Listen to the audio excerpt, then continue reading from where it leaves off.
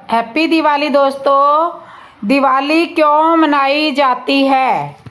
आज मैं आपको सारी सच्चाई बताती हूँ। दीपावली या दिवाली हिंदू धर्म और शास्त्र के अनुसार सबसे प्रसिद्ध त्योहारों में से एक है, जिसे हर वर्ष हम लोग कार्तिक मास की अमावस्या के दिन मनाते हैं।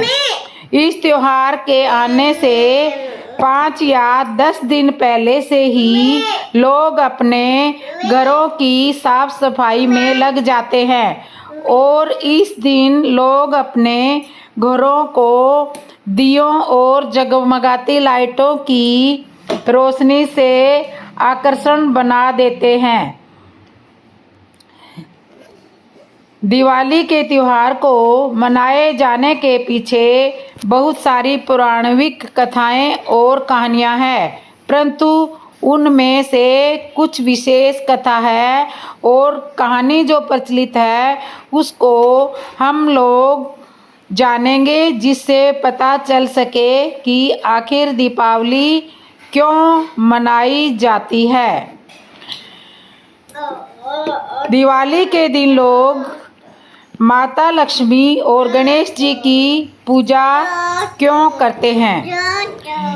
इस दिन लोग माता लक्ष्मी और गौरी जी के पुत्र गणेश जी की पूजा आराधना करते हैं, क्योंकि हिंदू धर्म और शास्त्रों के अनुसार यह कहा जाता है कि माता लक्ष्मी धन की देवी है और समुद्र मंथन के दौरान कार्तिक मास की अमावस्या को माता लक्ष्मी जी की उत्पत्ति हुई थी।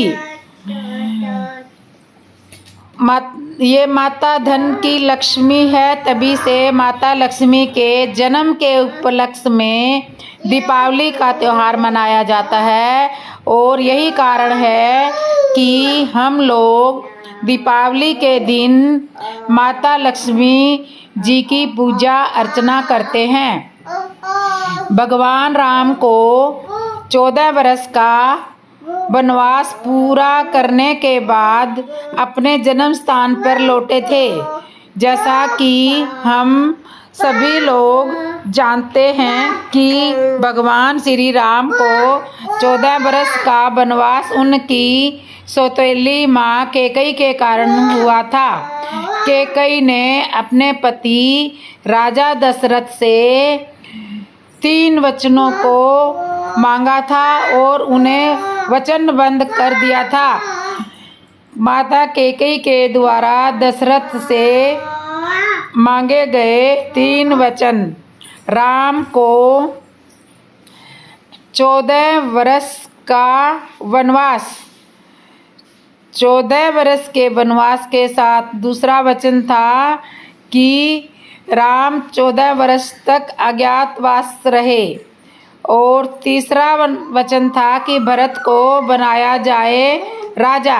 माता कैकेयी द्वारा मांगी गई इन 3 वचनों के कारण भगवान श्री राम अपने पिता दशरथ जी की आज्ञा का मान रखते हुए वन को जाने लगे। तभी उनके साथ उनकी पत्नी सीता और छोटा भाई लक्ष्मण तीनों 14 वर्ष के लिए पंचवटी नासिक चले गए। उनके वनवास जाने के कारण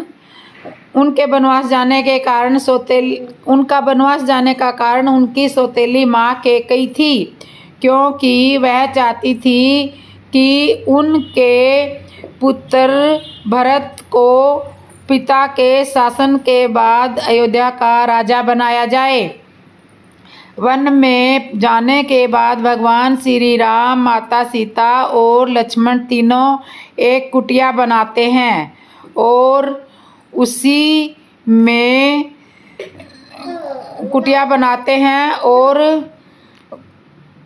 तीनों लोग उसी में रहने लगते हैं। एक बार की बात है, जब लक्ष्मण जी जंगल में लकड़ी चुन रहे थे, तभी शूर्पणखा नाम की एक राक्षसी उनसे विवाह करने का प्रस्ताव लेकर आती है और लक्ष्मण जी को बार बार कोशिश करती है तो लक्ष्मण गुस्सा हो जाते हैं और शूर्पणखा की नाक को काट देते हैं।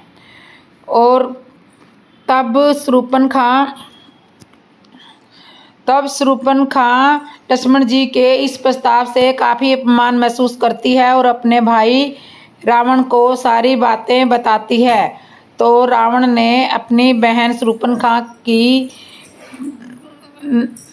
शूर्पणखा का बदला लेने के लिए भगवान श्री राम की पत्नी माता सीता को हरण करना चाहता है और इसलिए उसने अपने मामा मारीच को श्रवण का हिरण बनकर वन में भेज देता है और इसे देखकर माता सीता के मन आकर्षित हो जाता है और वे अपने पति राम से उस हिरण को पकड़ने के लिए कहती है और भगवान श्री राम उस हिरण को पकड़ने के लिए तैयार हो जाते हैं और वो अपना धनुष उठाते हैं और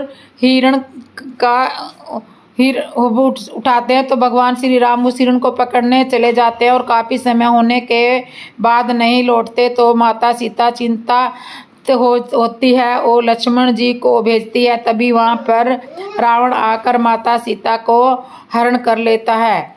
इसके बाद माता सीता की खोज में भगवान श्री राम वानर राज सुग्रीव तक पहुंच जाते हैं और सुग्रीव ने उनकी मदद करने के लिए प्रस्ताव रखते हैं और सुग्रीव अपनी वानर की सेना के साथ माता सीता की खोज में लग जाते हैं। सभी वानरों ने ढूंढने के बाद भी माता सीता का पता नहीं चलता। तब उनके बाद पक्षीराज गिद्ध ने उन्हें बताया कि आपकी पत्नी को रावण उठा कर ले गया है। तब उन्होंने वो लंका की तरफ लेकर गया है। तब पत्नी माता सीता को रावण ले गया है। तब भगवान श्री राम हनुमान और सुग्रीव के साथ मिलकर रावण के महल पर चढ़ाई कर देते हैं और लंका पहुंचने के बाद कई दिन तक महान युद्ध के बाद रावण का वध हो जाता है और इसी दिन को पूरे भारत में दशहरे के रूप में मनाया जाता है। बुराई पर अच्छाई की जीत होती है और रावण के वध के ठीक 20 दिन बाद भगवान श्री राम के 14 वर्ष का वनवास पूरा होता है और वे अपने जन्मभूमि अयोध्या लौटते हैं। तो अयोध्या वासियों ने भगवान श्री राम को लौटने पर घी के दिए जलाकर उनका स्वागत किया था और खुशियां मनाई थी। तभी से दिवाली का पर्व मनाया जाता है। तो इस तरह से दिवाली मनाई जाती है और इस तरह से दिवाली मनाई जाती है। तभी से ये परंपरा चली आ रही है कि लोग हर साल कार्तिक मास की अमावस्या को दीपावली मनाते हैं। दिवाली पर राम लक्ष्मण की जगह दिवाली पर राम की जगह लक्ष्मी गणेश की पूजा क्यों की जाती है? दीपावली का पर्व आदिकाल से मनाया जाता है। इस संसार में खुशी का प्रतीक माना जाता है। दीपावली पर राम की जगह लक्ष्मी गणेश की पूजा क्यों की जाती है? दिवाली का पर्व आदिकाल से मनाया जाता है। इसे संसार में खुशी का प्रतीक माना जाता है। दिवाली के दिन अन्य कई ऐतिहासिक चर्चे भी जुड़े हुए हैं। भगवान श्री कृष्ण इसी दिन शरीर मुक्त हुए थे। जैन मत के अनुसार अंतिम तीर्थकर भगवान महावीर महर्षि दयानंद सरस्वती ने दिवाली को ही निर्वाण प्राप्त किया था। लेकिन हिंदुओं का मत है कि दीपावली के दिन राम जी के विजय होकर अयोध्या लौटे थे। उनकी खुशी में घी के दीपक जलाकर और उनका आने की खुशी मनाई थी। राम सीता और लक्ष्मण की खुशी में दिवाली मनाई जाती है। तो इस दिन राम की पूजा क्यों नहीं होती? सिर्फ लक्ष्मी गणेश और विष्णु सरस्वती की सरस्वती का पूजन ही क्यों होता है? आइए हम बताते हैं इस रहस्य को। युगों पुरानी बात है, जब समुद्र मंथन नहीं हुआ था, उस दौरान देवता और राक्षसों के बीच आए दिन युद्ध होते रहते थे। कभी देवता राक्षसों पर भारी होते थे और कभी राक्षस देवताओं पर भारी होते थे। तो एक बार देवता राक्षसों पर भारी पड़ रहे थे, जिसके कारण राक्षस पाताल लोक में भागकर छिप गए। राक्षस जानते थे कि वे इतने शक्तिशाली नहीं है कि देवताओं से लड़ सके। देवताओं पर महालक्ष्मी अपनी कृपा बरसा रही थी। माँ लक्ष्मी अपने 8 रूपों के साथ इंद्रलोक में थी, उसके कारण देवताओं में अहंकार भरा हुआ था। एक दिन दुर्वासा ऋषि समामम की माला पहनकर स्वर्ग की तरफ जा रहे थे। रास्ते में इंद्र अपने ऐरावती हाथी के साथ आते हुए दिखाई दिए। इंद्र को देखकर ऋषि प्रसन्न हुए और गले की माला उतार कर इंद्र की ओर फेंक दी, लेकिन इंद्र मस्त था। उसने दुर्वासा ऋषि को प्रणाम तो किया, लेकिन माला को नहीं संभाल पाए और वह ऐरावत हाथी के गले में सिर में जाकर पड़ गई। ऐरावत हाथी को अपने सिर में कुछ होने का महसूस हुआ तो उसने तुरंत सिर हिला दिया था, जिससे माला जमीन पर गिर गई और पैरों के नीचे कुचली गई। यह देखकर वे क्रोधित हो गए। दुर्वासा ने इंद्र को श्राप देते हुए कहा कि जिस अहंकार में हो वह तेरे पास से तुरंत पाताल लोक ही चली जाएगी। श्राप के कारण लक्ष्मी स्वर्गलोक छोड़कर पाताल को चली गई। लक्ष्मी के चले जाने के बाद से इंद्र व अन्य देवता कमजोर पड़ गए।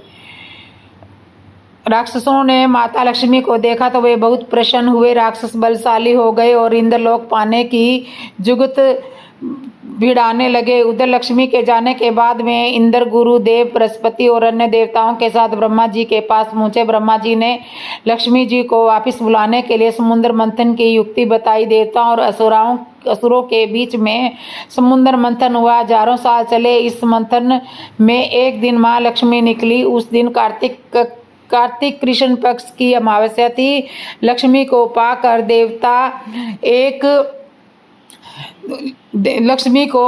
देवता एक बार फिर से बलशाली हो गए। माता लक्ष्मी का समुद्र मंथन से आगमन हो रहा था। सभी देवता हाथ जोड़कर आराधना कर रहे थे। भगवान विष्णु भी उनकी आराधना कर रहे थे। इसी कारण कार्तिक अमावस्या के दिन माँ लक्ष्मी की पूजा की जाती है। अगर दीपावली पर राम की जगह इसीलिए माता लक्ष्मी की पूजा की जाती है। दशहरे के ठीक 21 दिन बाद ही दिवाली क्यों मनाई जाती है? हालांकि दशहरे के ठीक दिन बाद 21 दिन दिवाली इसलिए मनाई जाती है कि जब राम जी अयोध्या आए थे तब उनको 21 दिन लगे थे। दिवाली का त्यौहार इस साल 31 अक्टूबर को मनाया जा रहा है। दशहरे और दिवाली के बीच 21 दिनों का अंतर होता है। हर साल दशहरे के 21 दिन बाद ही दिवाली मनाई जाती है। इसके पीछे एक मान्यता है कि रावण का वध करने के बाद भगवान श्री राम 21 दिनों के बाद ही लंका से अयोध्या वापस लौटे थे। हालांकि कई लोगों के मन में सवाल उठता है कि 21 दिन का अंतराल कितना सटीक था। ये 20 या 22 भी तो हो सकता था। ये जानते हैं धर्म और वर्तमान समय के गूगल मैप से जुड़े हुए दिलचस्प तथ्य। दशहरा और दिवाली से जुड़ी दिलचस्प बातें। हर साल दशहरे के बाद ठीक 21 दिन बाद ही दिवाली मनाई जाती है। पुराणों के अनुसार प्रभु श्री राम लंका जीतने के बाद वहां से अयोध्या पैदल चलकर आए थे, जिनमें उन्हें 21 दिन का समय लगा था। आपको जानकर आश्चर्य होगा कि इस पौराणिक मान्यता को आज के ज़माने का गूगल भी सही सिद्ध करता है। भगवान श्री राम को लंका से अयोध्या तक पैदल चलकर आने में 21 दिन यानी कि 491 घंटे लगे थे। दिन के हिसाब से यह 20.5 दिन होता है, यानी 20.5 दिन तक चलकर जब भगवान श्री राम लंका से अयोध्या पहुंचे थे तो उनको शाम को दिए जलाए गए थे घी के और दिवाली मनाई गई थी। अपने गूगल मैप से ऐसे तथ्य है कि आप भी जांच कर सकते हैं। अगर आप भी पुराणों की इस मान्यता को मौजूदा समय से परखना चाहते हैं तो इसके लिए अपने मोबाइल के गूगल मैप पर जाएं। वहां से स्टार्ट डेस्टिनेशन में श्रीलंका और एंड डेस्टिनेशन में अयोध्या उत्तर प्रदेश डालें। इसमें कुल दूरी 3127 किलोमीटर आएगी। इसमें वॉकिंग डिस्टेंस वॉक आइकन पर जाएं और वहां से आपके क्या 491 घंटे आएंगे। अगर आपको इसे दिन में बदलेंगे तो यह 20.5 दिन आएगा, यानी गूगल भी इस तथ्य को प्रमाणित कर चुका है। और इतने सदियों बाद भी दिवाली दशहरे के 21 दिन बाद ही मनाई जाती है। तो ये कारण था 21 दिन बाद दशहरे के दिवाली मनाने का। लक्ष्मी माता की कहानी। धार्मिक कथाओं के अनुसार एक गांव में एक गरीब ब्राह्मण रहता था। उस ब्राह्मण की एक 10 वर्ष की लड़की थी। उस ब्राह्मण के घर के पास एक पीपल का पेड़ था। वह लड़की रोज पीपल के पेड़ को पानी से सींचने जाती थी। पीपल के पेड़ से हर रोज लक्ष्मी प्रकट होती थी और चली जाती थी। एक दिन लक्ष्मी जी ने ब्राह्मण की लड़की से कहा, तू मेरी सहेली बन जा। तब उस लड़की ने कहा कि मैं अपने पिता से पूछ कर आऊँगी। ब्राह्मण की लड़की ने घर जाकर अपने पिता से बात बताई। ब्राह्मण बोला, बेटी यह तो साक्षात लक्ष्मी जी है, तुम कल जाकर लक्ष्मी जी की सहेली बन जाना। दूसरे दिन वह लड़की फिर गई। तब लक्ष्मी जी पीपल के पेड़ से निकल कर आई और पूछा, तुम्हारे पिताजी ने क्या कहा, क्या बोला? लड़की बोली, मेरे पिताजी ने कहा कि तुम कल जाकर उसकी सहेली बन जाना। इस तरह से वह दोनों सहेली बन गई। लक्ष्मी जी ने उस लड़की को अपने घर का न्योता दिया। वह लड़की अपने घर आई और अपने पिताजी से बोला कि मेरी सहेली ने मुझे खाने का न्योता दिया। वह लड़की अपने माता पिता की आज्ञा लेकर वह लक्ष्मी जी के पास में चली गई। लक्ष्मी जी ने उसे ओढ़ने के लिए साल दुसाला भेंट किया, रुपए दिए और सोने की चौकी पर बैठाया। सोने की थाली और चांदी की कटोरी में 36 प्रकार के व्यंजन परोसकर खाना खिलाया। जब वह लड़की अपने घर को वापिस आई तो तुम्हारे घर लक्ष्मी जी ने कहा कि मैं तुम्हारे घर भी घूमने के लिए आऊँगी। उसने कहा, ठीक है, जरूर आना घर हमारे। उसके बाद वह लड़की उदास होकर सोच में पड़ गई। उसके पिताजी ने पूछा, सहेली के यहाँ घूम कर आई हो तो बेटी उदास क्यों? उसने कहा, पिताजी लक्ष्मी जी ने तो मुझे बहुत कुछ दिया, अब हमारे यहाँ आएगी तो हम उनका कैसे स्वागत करेंगे? अपने पिता से तो कुछ, अपने पास तो कुछ भी नहीं है। तब उसके पिताजी ने बोला, तो चिंता मत कर, बस तू घर की साफ सफाई अच्छे से करके मिट्टी गोबर से आंगन को लीप लियो। लक्ष्मी जी के सामने एक 4 मुख वाला दीपक जलाकर रख देना, सब ठीक हो जाएगा। वह उस लड़की ने वैसे ही किया। उसी वक्त से एक चील रानी का नौलखा हार पंजे में दबाकर उड़ती हुई जा रही थी। उसके पंजे से वह हार गिरकर लड़की के पास में आ गिरा। उसकी लड़की हार को देखने लगी। उसने अपने पिताजी को वह हार दिखाया। थोड़ी देर बाहर शोर हो रहा था कि एक चील रानी का नौलखा हार उठा कर ले गई है, किसी को मिले तो राजा को लौटा देना। एक बार तो पिता और बेटी के मन में लालच आया, लक्ष्मी जी के भोजन का प्रबंध हो सकता है। लेकिन अच्छे संस्कारों की वजह से उसके पिताजी ने बेटी को कहा, यह हार हम रानी को लौटा देंगे। लक्ष्मी जी के लिए अच्छे भोजन के लिए धन तो नहीं है, पर हम पूरा मान सम्मान जरूर करे देंगे। उन्होंने राजा को हार लौटा दिया तो राजा ने खुश होकर कहा, जो मांगो सो मांग लो। ब्राह्मण ने राजा से कहा कि मेरी बेटी की सहेली के स्वागत के लिए साल दुसाला चांदी की कटोरी और 36 प्रकार के व्यंजन की व्यवस्था करा दीजिए। राजा ने तुरंत उसकी व्यवस्था करवा दी। उस लड़की ने गणेश जी और लक्ष्मी जी दोनों को बुलाया। दोनों को चौंकी लक्ष्मी जी और बोला कि मैं तो किसी राजा महाराजा की चौकी पर नहीं बैठती हूँ। उस लड़की ने कहा, मुझे सहेली बनाया है तो मेरे यहाँ तो बैठना ही पड़ेगा। गणेश जी और लक्ष्मी जी दोनों चौकी पर बैठ गए।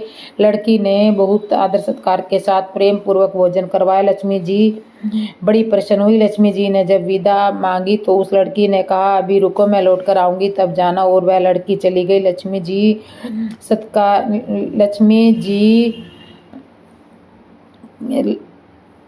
चौकी पर बैठी इंतजार करती रही। लक्ष्मी जी के वहाँ होने से घर में धन धान्य का भंडार भर गया। इस प्रकार ब्राह्मण और उसकी बेटी बहुत धनवान हो चुके। लक्ष्मी माता जी, इस प्रकार आपने ब्राह्मण की बेटी को निमंत्रण स्वीकार करके भोजन किया, उससे धनवान बनाया, उसी प्रकार हमारा भी आमंत्रण स्वीकार करके हमारे घर पधारें और हमें भी धन धान्य से परिपूर्ण करें। सीता माता का अपहरण नहीं बल्कि रावण के अंत का कारण। कई वरदानों की वजह से रावण ने अपनी आयु 1000 से अधिक वर्ष कर ली थी और मौत का भी उसका आसानी से कुछ नहीं बिगाड़ नहीं सकती थी। इस तरह रावण अमरता हासिल कर चुका था, लेकिन उसने इतने पाप किए थे जिसकी वजह से कई लोगों ने उन्हें श्राप दिया था। हालांकि उसे सजा देना आम इंसानों के बस की बात नहीं थी। यही वजह है कि रावण के अंत के लिए भगवान विष्णु को खुद राम के रूप में धरती पर जन्म लेना पड़ा। रामायण भगवान श्री राम की कहानी है, लेकिन अगर इसमें रावण का उल्लेख ना हो तो ये कहानी अधूरी है। राम ने अपनी पत्नी सीता के अपहरण के बाद युद्ध में रावण का अंत कर दिया था। रावण के अंत के साथ ही रामायण का महाकाव्य समाप्त हो चुका है, लेकिन बहुत ही कम लोग जानते हैं कि केवल सीता के अपहरण की वजह से रावण का अंत नहीं हुआ, बल्कि इसके पीछे और भी बहुत सारी कहानियां हैं। इसमें 6 श्राप भी है। ढेर तपस्या और वरदानों की वजह से रावण ने अपनी आयु 1000 वर्ष कर ली थी और 1000 वर्ष से भी अधिक कर ली थी। यही वजह है कि रावण के अत्याचार से धरती के लोगों को बचाने के लिए भगवान विष्णु को खुद राम के रूप में जन्म लेना पड़ा था। लंका के राजा रावण को उसके जीवन काल में इतने श्राप मिले जिसकी वजह से न केवल उसकी मृत्यु हुई बल्कि उसके वंशज का भी नामो निशान मिट गया। आइए जानते हैं उसे किसने और क्यों श्राप दिया। वंश में एक प्रतापी राजा था जिसे अरण्य के नाम से जाना जाता था। रावण पूरे विश्व को जीतना चाहता था, जिसकी शुरुआत करने पर सबसे पहले उसका युद्ध राजा अरण्य से हुआ। इसके बीच लंबे वक्त तक भयंकर युद्ध चला। हालांकि राजा अरण्य ने इस युद्ध में अपनी जान गंवा दी, लेकिन उन्होंने मरने से पहले रावण को श्राप दिया था कि उसका अंत अरण्य के वंश में जन्म लेने वाले एक व्यक्ति द्वारा दिया जाएगा। जिसके बाद राम का अरण्य वंश में जन्म हुआ और उन्होंने रावण का वध किया। एक बार भगवान शिव से मिलने कैलाश पर्वत रावण भगवान शिव का प्रेम भक्त था, लेकिन कैलाश में वो शिव के राक्षस नंदी बैल का उपवास करने लगा। नंदी कोई सामान्य बैल नहीं था, बल्कि उसके पास कई शक्तियां थी। इसके बाद नंदी ने क्रोध में आकर रावण को श्राप दिया कि रावण की मृत्यु का कारण एक वानर बनेगा और उसकी लंका का सर्वनाश करेगा। जो बात बिल्कुल सच हुई। वानर रूप में भगवान हनुमान ने लंका में आग लगा दी और उन्होंने रावण के खिलाफ युद्ध में भगवान श्री राम की सहायता की। विष्णु की पूजा कर रही महिला ने भी श्राप दिया था। एक बार रावण अपने पुष्पक विमान से यात्रा कर रहा था, तब रास्ते में उसने एक सुंदर महिला को भगवान विष्णु की पूजा करते हुए देखा। तो महिला भगवान विष्णु से विवाह करने के लिए तपस्या कर रही थी, लेकिन रावण उसकी सुंदरता पर मंत्रमुग्ध हो गया और उसने उस स्त्री के बाल पकड़कर उस अपने साथ लंका ले जाने लगा। उस स्त्री ने उसी समय अपने प्राणों की आहुति दे दी और रावण को श्राप दिया कि उसका अंत एक महिला की वजह से होगा। हम सभी को पता है कि रावण की मौत भी माता सीता की वजह से ही हुई थी। रावण को स्वर्ग की अप्सरा रंभा ने भी श्राप दिया था। रावण को उसकी बहू रंभा ने श्राप दिया था कि वह एक अप्सरा थी और उसने कहा था कि रावण की मुलाकात रंभा से स्वर्गलोक की यात्रा के दौरान हुई थी। वह उसकी ओर आकर्षित हुआ और उसे हासिल करने के लिए रावण ने उसे पकड़ लिया। रंभा ने रावण को चेताया कि वह उसको ना छुए, क्योंकि वह उसके बड़े भाई के बेटे की पुत्रवधू नल कुबेर की पत्नी बनने जा रही है। रावण को उसे अपनी बहू के रूप में देखना चाहिए और उसका सम्मान करना चाहिए, लेकिन वो ठहरा रावण किसी की बात माना उसके अहंकार को चोट पहुंचाता। इसलिए रंभा की चेतावनी के बावजूद रावण ने उसकी बात नहीं मानी। जब नल कुबेर को इस घटना के बारे में पता चला तो उसने क्रोधित होकर रावण को श्राप दे दिया कि अगर उसने कभी किसी महिला को उसकी इच्छा के विरुद्ध छूने की कोशिश की तो उसका सिर 100 टुकड़ों में कट जाएगा। रावण को उसकी प्यारी बहन शूर्पणखा ने भी श्राप दिया था। शूर्पणखा के पति विद्युत जी थे, जो काल के राजा की सेना में सेनापति थे। रावण पूरे विश्व को जीतना चाहता था और उसे इस ख्वाहिश के लिए अपने काल के राजा के साथ भी युद्ध किया, जिस दौरान विद्युत जय की मौत हुई। शूर्पणखा ने इस युद्ध में अपने पति को खो दिया, जिसके बाद उसने अपने भाई रावण को खो दिया कि वो खुद एक दिन रावण की मृत्यु का कारण बनेगी। आगे चलकर वनवास के दौरान शूर्पणखा ने भगवान राम के छोटे भाई लक्ष्मण के सामने शादी का प्रस्ताव रखा, लेकिन लक्ष्मण ने इनकार कर दिया, जिस पर शूर्पणखा ने लक्ष्मण को सीता को मारने की धमकी दी। इस धमकी को सुनकर लक्ष्मण ने शूर्पणखा की नाक काट दी थी। इसके बाद वो क्रोधित होकर रावण के पास गई। तब रावण ने अपनी बहन को आश्वासन दिया कि वो उसके अपमान का बदला लेकर रहेगा। रावण ने उसके बाद सीता का अपहरण किया। ऐसा माना जाता है कि शूर्पणखा ने रावण से अपने पति के वध का बदला लेने के लिए ये सब किया था। हालांकि इसके कोई साक्ष्य नहीं मिलते हैं। परिवार की एक स्त्री ने भी रावण को श्राप दिया था। वे ये सच है कि रावण की वासना और अहंकार ही उसके जीवन का अंत किया है। यहाँ तक कि उसने अपनी पत्नी मंदोदरी की बड़ी बहन माया को भी नहीं बख्शा। माया के पति संबर वैजयंतपुर के राजा थे। एक दिन रावण संबर से मिलने गया था। वहाँ रावण ने माया को अपने जाल में फंसा लिया और जब संबर को इस बात का पता चला तो उसने रावण को कैद कर लिया और उसी समय राजा दशरथ ने रावण पर हमला बोल दिया और परिणाम स्वरूप युद्ध में संबर की मौत हो गई। जब माया ने अपने पति की मृत्यु के बाद खुद को मारने का फैसला किया तो रावण ने उसे अपने साथ ले जाने के लिए कहा। माया ने क्रोध में आकर रावण को श्राप देते हुए कहा कि तुम्हारी वासना की वजह से मेरे पति की मृत्यु हो गई है, तुम्हारा अंत भी इसी वजह से होगा। लंकापति रावण ने सीता को अपहरण करके 2 साल तक अपनी कैद में रखा था, इसलिए इस दौरान रावण ने एक बार भी माता सीता को छुआ नहीं था, क्योंकि रावण शापित था। रावण ने जब सीता माता को कैद करके अशोक वाटिका में रखा था तो उसको अशोक वाटिका में एक राक्षसी माता सीता की रक्षा के लिए रखी गई थी। उस राक्षसी का नाम त्रिजटा था। त्रिजटा के साथ एक और राक्षसी भी थी, अशोक वाटिका में रहती थी, जो माता सीता को डराती और धमकाती थी और उसको रावण से विवाह करने के लिए उकसाती थी। लेकिन त्रिजटा नेक और प्यार से बोलने वाली थी। त्रिजटा माता सीता की मदद करती थी और उनसे बहुत प्रेम से बात किया करती थी। त्रिजटा ने माता सीता को अविंदर नामक राक्षस का संदेश दिया था और बताया था कि प्रभु श्री राम अपने भाई लक्ष्मण के साथ लंका से माता सीता को छुड़वाने की कोशिश कर रहे हैं।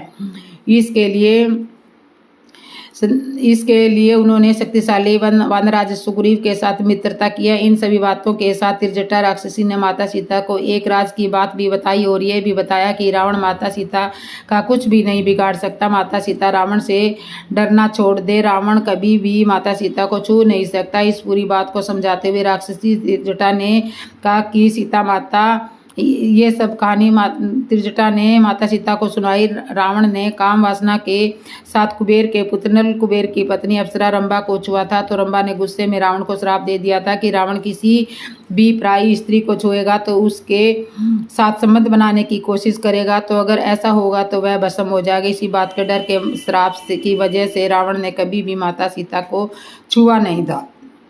तो इस तरह से माता सीता का रावण ने अपहरण किया था। दिवाली की रात लक्ष्मी पोटली बनाएगी। धनवान होने वाली पोटली कैसे बनाएं, आज मैं आपको बताती हूँ। दिवाली के दौरान कई नियमों का पालन करने के साथ ही कई चीज़ों की खरीदारी करना शुभ होता है। मान्यता है कि इससे माँ लक्ष्मी अपने भक्तों से बहुत प्रसन्न होती है। किंतु धर्म में दिवाली का पर्व विशेष महत्व रखता है और यह भारत के सबसे प्रमुख त्योहारों में से एक है। दिवाली को दीपावली के नाम से भी जाना जाता है। इस साल दीपावली 31 अक्टूबर को पूरे देश में धूमधाम से मनाई जाएगी। रोशनी और खुशियों का यह त्यौहार अब आने ही वाला है। इसकी तैयारियां भी शुरू हो चुकी है। लोग अपने घरों की साफ सफाई शुरू कर ली है। इस बीच आप चाहते हैं कि अगर आपके घर धन की देवी माता लक्ष्मी का आगमन हो तो आपके जीवन में सुख समृद्धि बनी रहे, तो दिवाली से पहले इन 5 चीज़ों की खरीदारी जरूर कर लेना, क्योंकि इन चीज़ों को खरीदना शुभ माना जाता है। मान्यता है कि ऐसा करने से घर में बरकत बनी रहती है, कभी भी दरिद्रता नहीं आती। तो इस तरह से कभी भी आपको खास चीज़ों के बारे में बताइए जो दीपावली से पहले खरीदना शुभ माना जाता है और क्या खरीदना अशुभ माना जाता है। जानिए क्या है ये चीज़ें। लेकिन इससे पहले आप अगर चाहते हैं कि माता रानी का आशीर्वाद आप पर सदा बने रहे तो आप एक बार मेरी वीडियो को लाइक और चैनल को सब्सक्राइब कर लें और अपने कमेंट बॉक्स में जाकर जय माँ लक्ष्मी ज़रूर लिख दें। कछुआ, वास्तुशास्त्र में घर में कछुआ बहुत भेद माना जाता है। ऐसे में अगर आपको करियर में सफलता नहीं मिल रही तो आप बार बार असफल हो रहे तो ऐसे में दिवाली से पहले घर में कछुआ जरूर लाएं। आप इसे अपने कार्यस्थल पर भी रख सकते हैं। वास्तुशास्त्र के अनुसार ऐसा करने से करियर में तो सफलता मिलती है, साथ ही मान सम्मान में भी वृद्धि होती है। फिक्स एक्टिवेरियम, वास्तुशास्त्र के अनुसार अगर आप आर्थिक तंगी से गुजर रहे हैं और हमेशा कंगाली छाई हुई है तो ऐसे में पूछ ले, बस वे क्या करें, जाइए ना नीचे पूछ ले क्या करिए। कौन है, कौन सी आंटी, यहीं से आवाज लगा के पूछ ले, कभी मांगने वाली हो। जानिए सारी सच्चाई। दीपावली या दिवाली हिंदू धर्म और शास्त्र के अनुसार सबसे प्रसिद्ध त्योहारों में से एक त्योहार है जिसे हर वर्ष हम लोग कार्तिक मास की अमावस्या को मनाते हैं। इस त्योहार के आने से 5 या 10 दिन पहले हम घरों की सफाई करते हैं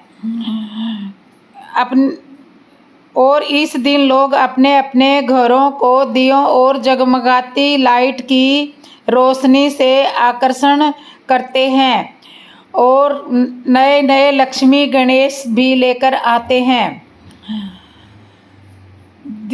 इस त्योहार के दिवाली के त्यौहार को मनाए जाने के पीछे कुछ पौराणिक कथाएं हैं और कहानियां हैं, परंतु उनमें से कुछ विशेष कथा और कहानी जो प्रचलित है उनको हम लोग जानेंगे और आपको पूरा सुनाएंगे जिससे पता चल सके कि आखिर दीपावली या दिवाली क्यों मनाई जाती है। दिवाली के दिन लोग माता लक्ष्मी और गणेश जी की पूजा क्यों करते हैं? इस दिन लोग माता लक्ष्मी और गौरी जी के पुत्र गणेश की पूजा करते हैं क्योंकि हिंदू धर्म और शास्त्रों के अनुसार यह कहा जाता है कि माता लक्ष्मी धन की देवी है और समुद्र मंथन के दौरान कार्तिक मास की अमावस्या को माता लक्ष्मी की उत्पत्ति हुई थी। इस दिन लोग माता लक्ष्मी उत्पत्ति हुई थी, तभी से माता लक्ष्मी के जन्म के उपलक्ष्य में दिवाली का त्यौहार मनाया जाता है और यही कारण है कि हम लोग दिवाली के दिन माता लक्ष्मी जी की पूजा करते हैं। भगवान राम को 14 वर्ष का वनवास पूरा करके आए थे अपने जन्म स्थल पर अयोध्या लौटने की खुशी में। जैसा कि हम सभी लोग जानते हैं कि भगवान श्री राम को 14 वर्ष का वनवास उनकी सौतेली माँ कैकेयी के कारण हुआ था। कैकेयी ने अपने पति राजा दशरथ से 3 वचनों को मांगा और उन्हें वचनबद्ध कर दिया। माता कैकेयी द्वारा दशरथ से मांगे गए 3 वचन राम को 14 वर्ष का वनवास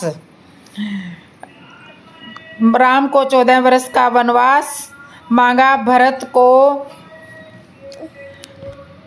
को राजा बनाया जाए, 14 वर्ष के साथ दिए जाना अज्ञातवास। भारत को बनाया जाएगा राजा।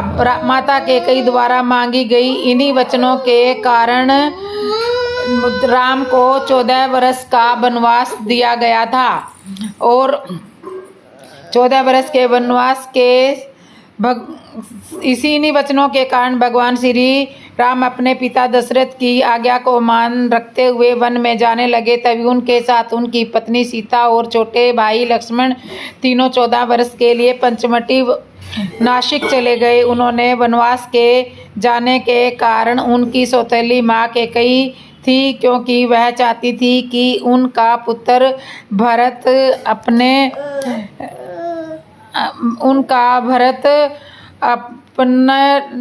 अयोध्या का राजा बने। और उसी लक्ष्मण के अयोध्या का राजा बने। वन में जाने के बाद भगवान श्री राम, माता सीता और लक्ष्मण तीनों एक कुटिया बनाते और उसी कुटिया में वो 13 वर्ष तक रहे।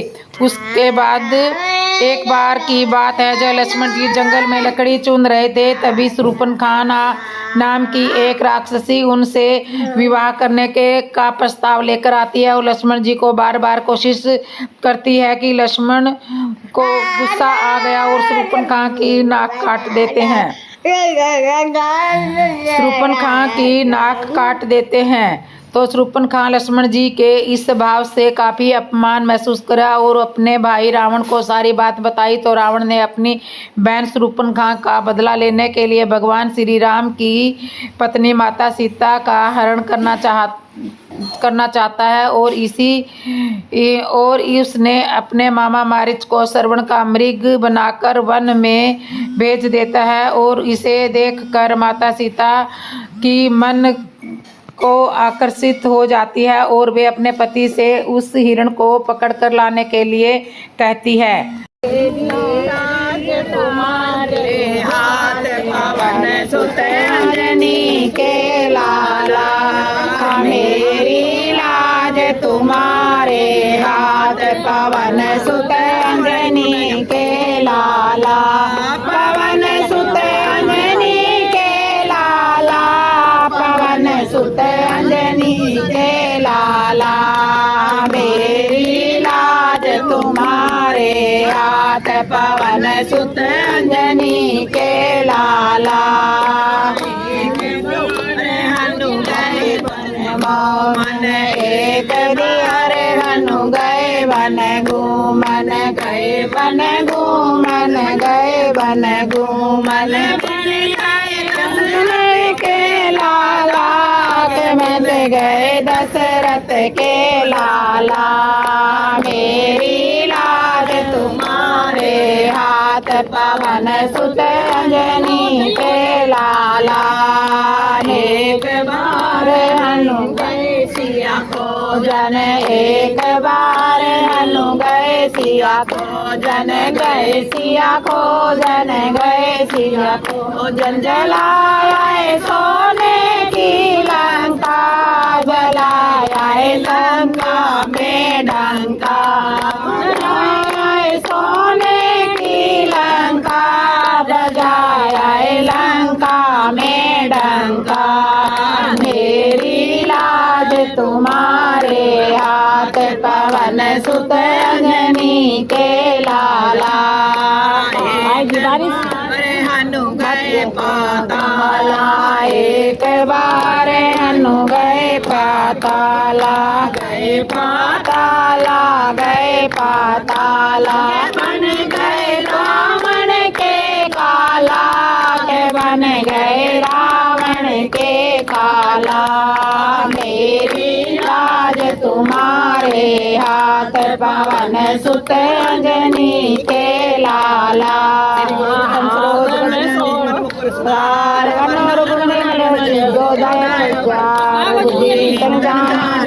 सिमरो पवन कुमार बल बुद्धि विद्या दे मोहिकार, सियावर राम जय जय राम, मेरे प्रभु राम जय जय राम, जय माया मुंसावर जय कपीदेव लोक राम बलरामा, अंजनी पुत्र पवन सुत नामा, महावीर विक्रम बजरंगी, कुमत निवार सुमित के संगी, कंचन वरण विराज सुरेशा, कानन कुंडल कुंचित केसा, हाथ वज्रो ध्वजा विराजे, कांधे मूंज जनेऊ साजे, शंकर सुमन केसरी नंदन, तेज प्रताप महाजगवंदन, विद्यावान गुणी अति चातुर, राम काज करबे को रसिया, राम लखन सीता मन बसिया, सुख समरूप जल से दिखावा, विकट रूप धरि लंक जरावा, भीम रूप धरि असुर सहारे, रामचंद्र के काज सवारे, लाए संजीवन लखन जियाए, श्री रघुवीर रसु लाए, रघुपति कीन्ही बहुत बड़ाई, तुम मम प्रिय भरत सम भाई, सहस बदन तुम रोयस गाए, अष्टै श्रीपति कंठ लगावे, संकादिक ब्रह्म